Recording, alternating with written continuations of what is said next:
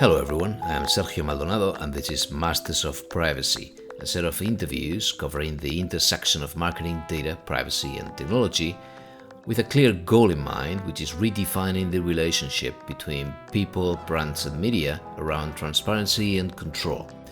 Which is to say, we're aiming for real customer centricity, or if you will, human centricity. We regularly talk to DPOs, CMOs, CDOs, and whoever else we find interesting and able to share valuable insights. So we hope you like it. Please do reach out if you have any ideas on future topics or speakers. Hello again, we have Mike Schmidt with us today, and he has been around a few different MyData hubs and just moved to Spain, Barcelona. So it's a good time. It's a good time to reconnect with the MyData community. It's been a while since we had our interview with Silasep, and it's very timely because the MyData Global event is coming up shortly. Now, Mike has extensive experience as an advisor and solutions architect. He's worked worldwide in identity access management and also in data privacy and AI. He was one of the founders of the MyData Hub in Canada, as he will share, and this was only part of the story, so I'll let him talk. So, Michael, thanks for joining me. Not a problem, anytime. Okay, it's really good to find more people in the community, in the MyData community, and also even sort of digital nomads or MyData community nomads. Because in your case, you've been, very active in Canada and now in Spain. That's it's a first for me. So welcome to Spain again, if it's not too late to say so. No, thank you. Just I want to add to this. I worked not only in Canada, I worked in the US, I worked in Singapore, I worked in Malta, I worked all over Europe. So that qualifies. I'm really a digital privacy identity nomad. You're the original MyData nomad. Okay. So let's start with that. What's identity for you? Because you've been doing identity for a long time. So how will you define identity or identity management? How do you summarize that? Okay, so let's start from more the technical term. An identity is attributes about a person. So when it started with identity, to go back in the time, it started with you will be hired by a company and you get a contract from HR and they're requesting a lot of information, right?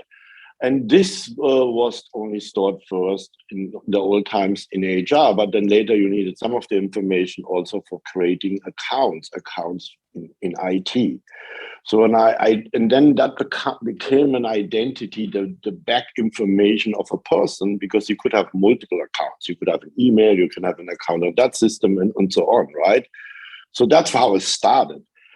Later, the whole thing went also to consumer identity. So that means with the e-commerce, if you now go to Amazon, you have to put some information in. So you have an identity with Amazon. They want to know where you live. They want to know your bank information or credit cards. And also an identity in most of the time, it's not an identity, it's more a personal identifier. What could be your email address in the Amazon example or your telephone number? Yeah.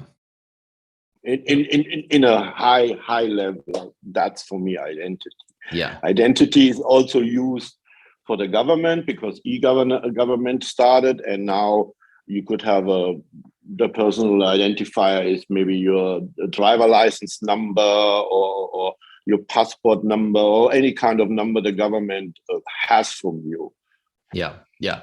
And so how do you connect that with what's in your mind, the link between identity and privacy? In the moment, again, the Amazon example, in the moment you sign up with Amazon and let's say you do a search because I'm looking for some photo gear or whatever, right? So they're going to store now your searches. The same happened with Google, right? If you have a Google account and then you search for something, this will be stored. So the question is, data privacy was to look about you providing them with information, but they can bind it back to your identity. So they now know it's Mike Schmidt, and he searched in Amazon for this stuff, right?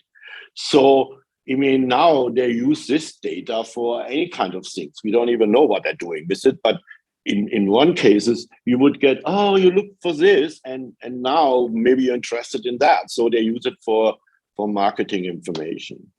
Mm-hmm. Yeah. And then the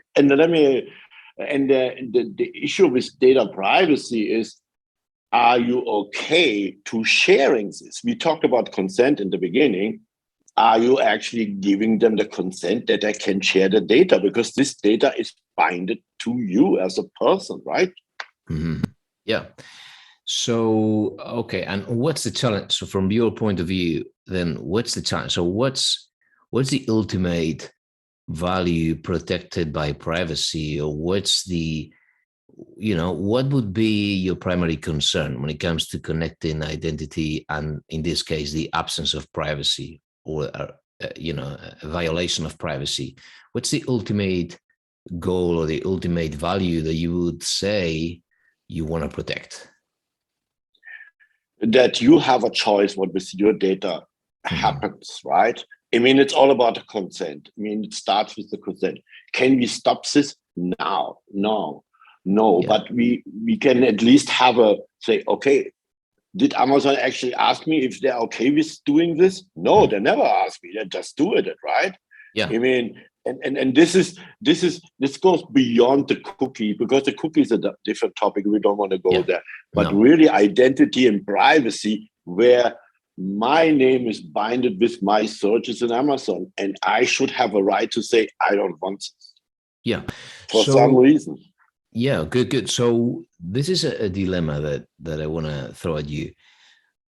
Would you say then that we're better off protecting the choice, and therefore consent is something that we wanna really insist on, or do we want to protect the ultimate value? And I'll explain myself.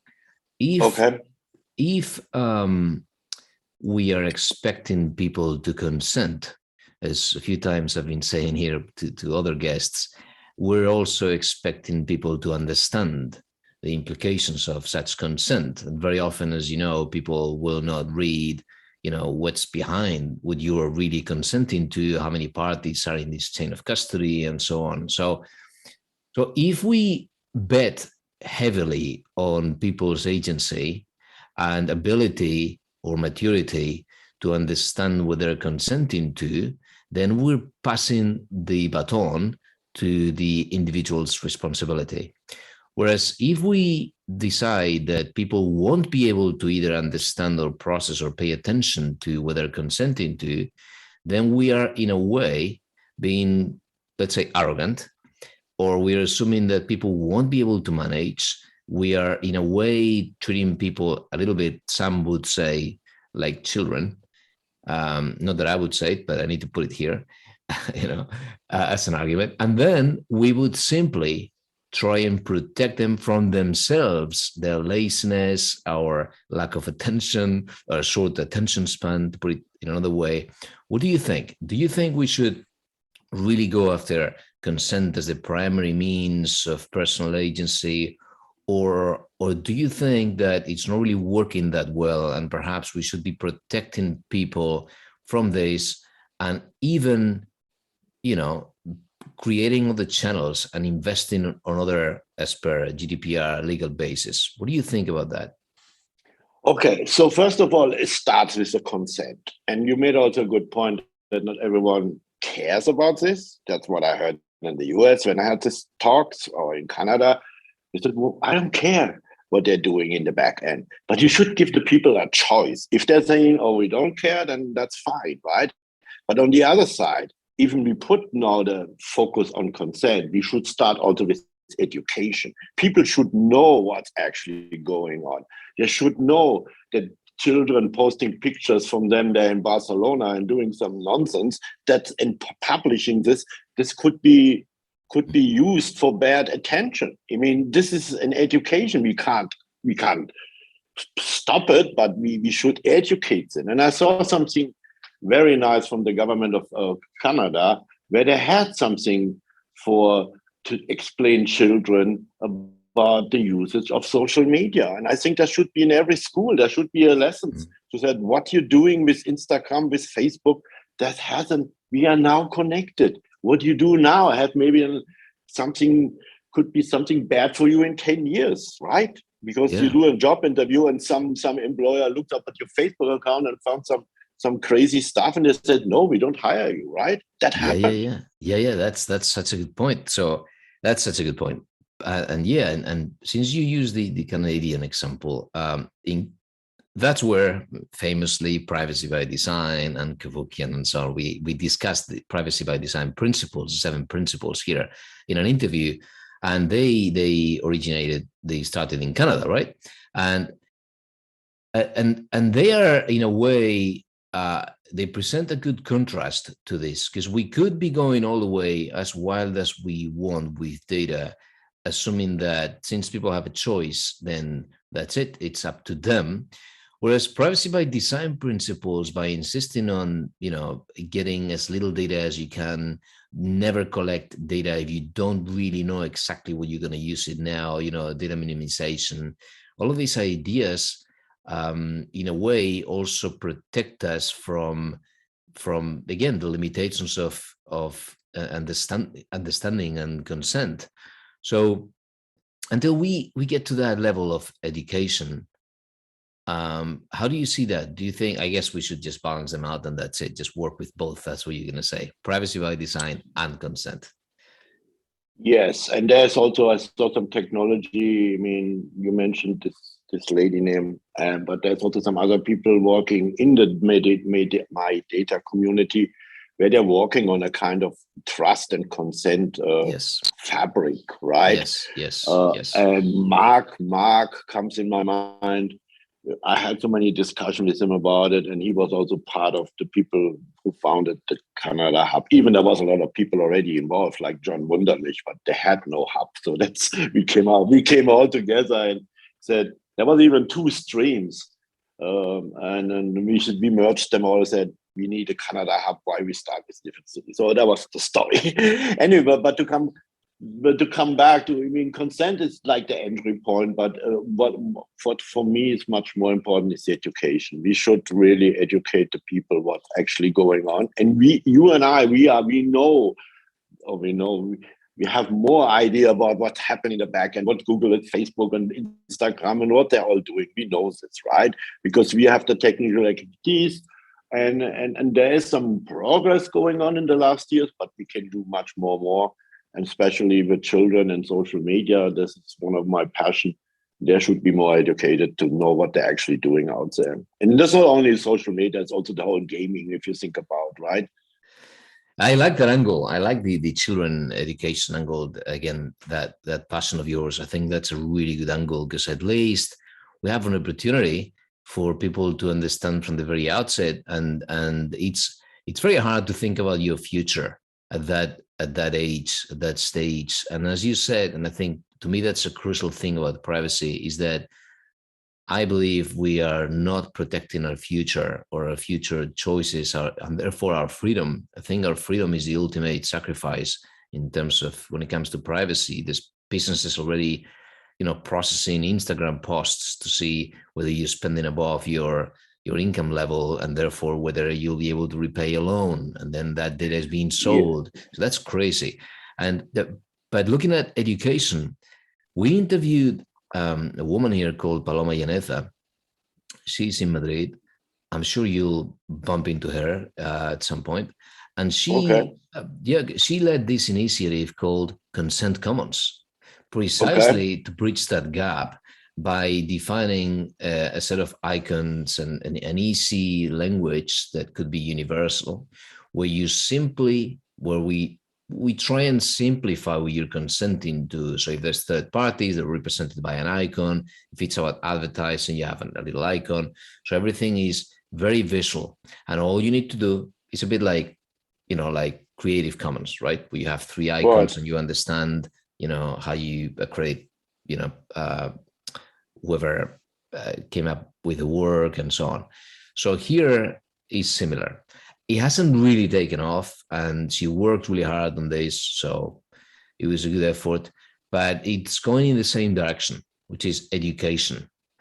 In the absence of education, a very cynical approach to this, which I hear all the time and I read all the time, especially in the advertising community, is that education is not working because people have no worries when it comes to privacy. And it's only a few nerds, meaning you and I and others, that really think that this is a problem and that this is a very small group of people, not even. What do you That's think? not true. That's not true. I mean, it's a good excuse. Let's phrase it that way. And I don't want to make a judgment, but especially, let's talk about the COVID times and remote education, remote working. I was in meetings where mothers was afraid about the children using a camera and they're sitting in the bedroom. And so, come on. I mean, if you're talking about children, there's a lot of people who want to protect them. I mean, this is essential. So that's not only nerds. I mean, there's simple simple fear from a mother or father. Yeah. What did their kids doing in social media? So I Yeah. mean, I found that funny. But this is marketing. I mean, I studied this stuff. I mean, this is my I'm not only an IT guy, I'm also a business guy. So I know what's going on in this area. Of course, they want to mine data. I mean, data is the new gold, right? I mean, think about it. Yeah. Yeah. I mean, in terms of, I like that. I mean, it's true that as parents, we worry, right? We always have the dilemma when they start asking for their first telephone and you don't want to do it and you give them a dumb phone, or in my case, a watch, so they can call and not do anything else and have a limited set of people they can call to or receive calls from. And then there's that dilemma, and it's just part of parenthood. And you're right, you start looking at games and then you start realizing that games aimed at children are the worst in terms of data collection, and it's totally out of control, and it's pretty frustrating then when you see that enforcement falls on sort of the wrong places, and that the whatever you perceive in your daily life as the biggest threat is never really being tackled. And that's frustrating. So let me take this then to MyData, right? Because at least MyData as a community, I've invested a lot of time into this thing at the Madrid hub and connecting with the Barcelona hub, and attending MyData back when we could still do it. And I know it'll be back. It'll be back this year in Helsinki back in 2019. And I thought it's a great idea, and the community that gathered together is, I found, great energy. But where do you think it's going? Do you think that this is going to grow and then help educating the society at large? Do you think something more meaningful in terms of new standards or products or operators is going to come out of it? Or do you think that perhaps it's a stepping stone towards something larger? How do you see MyData and its role in the future? Okay. So I got involved with MyData also in 2019. So I was at that conference and I had actually a booth, a small table to introduce my initiative. I call it PIPS, Privacy Identity Protection Service. But what I have seen since then, is almost 3 years now, is the great idea to certify MyData operators. So at least startup can now get in this privacy by design concept, right? So if they're creating products, not only products now special for data privacy, any kind of products in e-commerce, right? Then they get involved in this, and then now, like in the medical area, there is a company in Valencia. They got certified. I just saw that recently, and I don't know exactly what they're doing, but they're facilitating Valencia medical research. So that's great. So I mean, medical data is also very high sensitive, right? I mean, this is one of the most thing what should be protected. And if you think about HIPAA and all the initiatives in North America, they started with this, right? So I mean now, so I'm seeing my data growing, and I mean they had some issues probably with also with the COVID, they couldn't do the conference and so, but now they're back. I mean, there is our conference, and they had this great idea to go around the world, and we have people in Brazil, in Korea, in Japan, in Africa.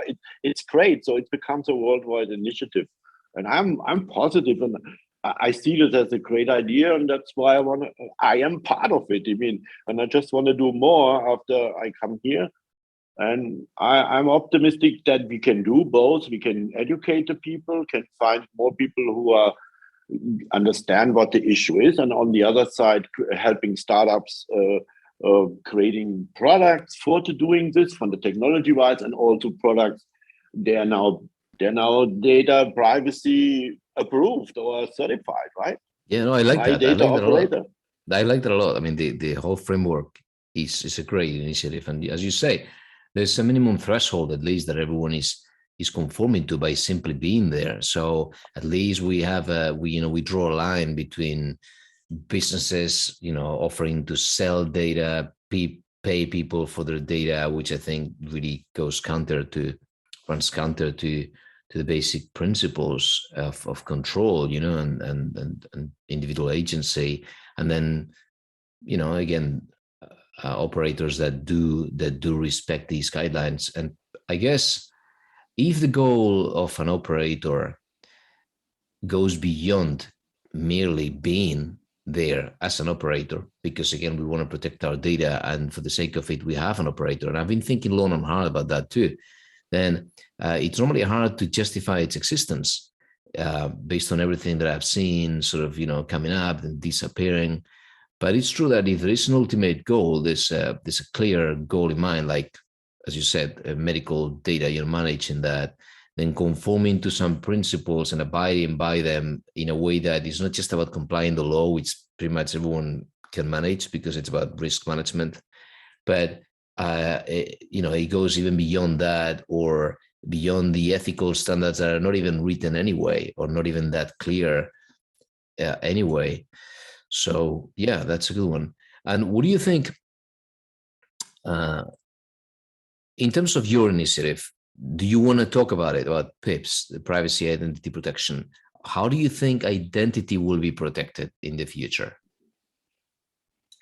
My idea was, first of all, to provide education, to show actually the link between privacy, data privacy, actually, and identity, right? To start this initiative to do the education. And then the other idea was also to become the digital bodyguard. So for people who have issues with their kids and social media, then help them to clear this up, right?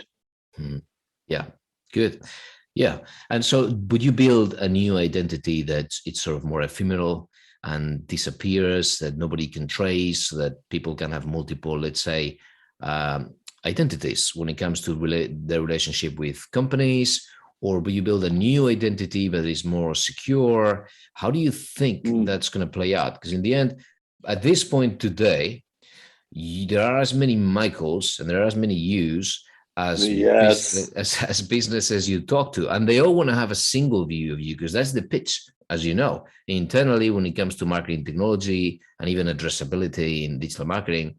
The whole holy grail is that you are one, and that every perspective of you, what's called by Salesforce and many others and any customer data platform vendor, a single customer view, right? A 360 view of the customer, meaning that you are the goal. And the goal is that you, across devices, no matter where you are the same, and that every business can see 100% of you. And the reality, as you know, is that there are 1,000 yous, and every business is trying to get the right perspective and the full picture.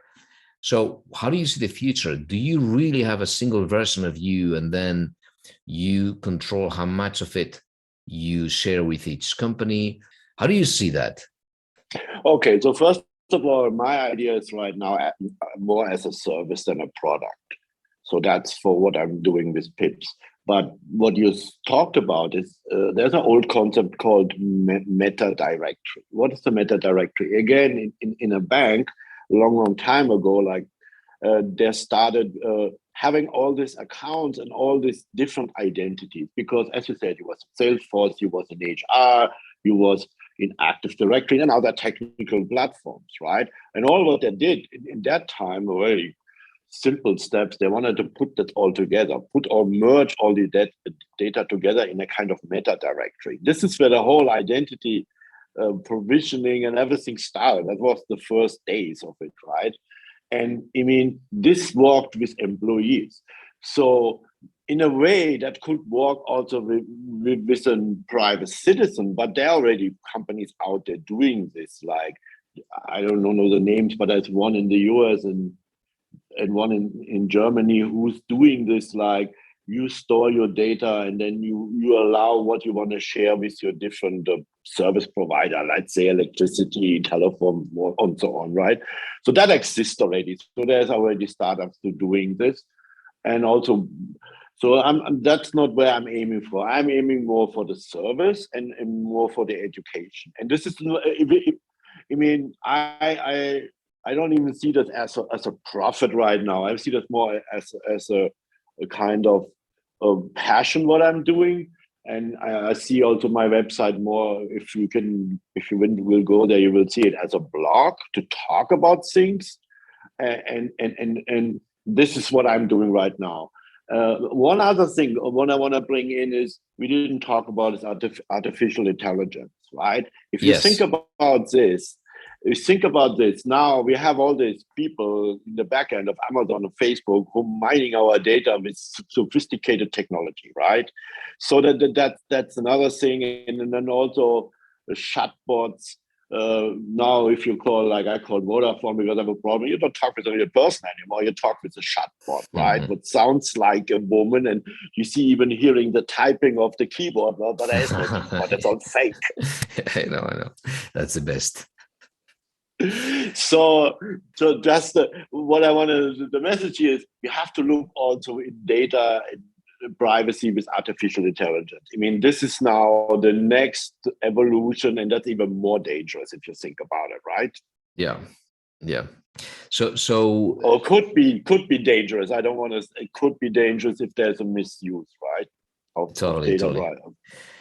Yeah, something that's getting me thinking lately on AI is that even if you don't participate and your data is not taken, in the training process, then you're still affected by the data of others. And this is something that many people are saying these days, how your privacy is affected by the lack of privacy of others, because in the end, we're all being measured by what we bring and what we don't, by exclusion. So in the end, your future behavior will be affected by whatever, system was trained by others.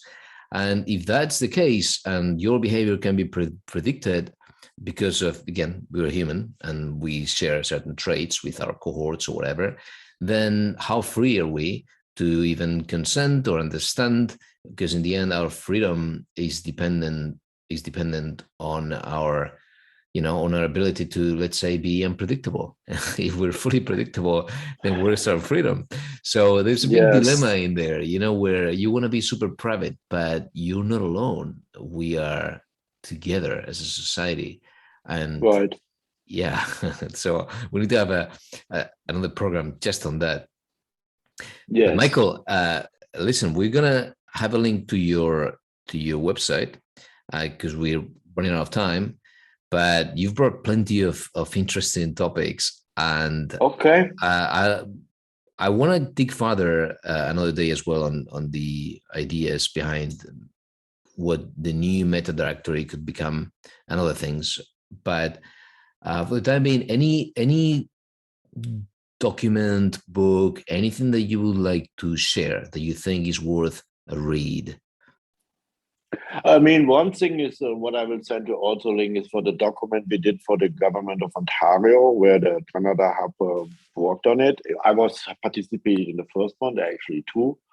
And yeah, I mean, so that would be it. I mean, Okay, thank you. Yeah, and we'll. I'm happy to do more kind of session because there's plenty to talk about it. I mean, Yes. and one thing I want to say to the end, I mean, you made a good point, the freedom. I mean, if we have the freedom to decide that we're giving our data away, I think that's what we should be protecting, right? Yes, yes. And I really like the education angle. I think that's very powerful and very, very, very good of you. So, Michael, thanks a lot. Thanks again. My pleasure.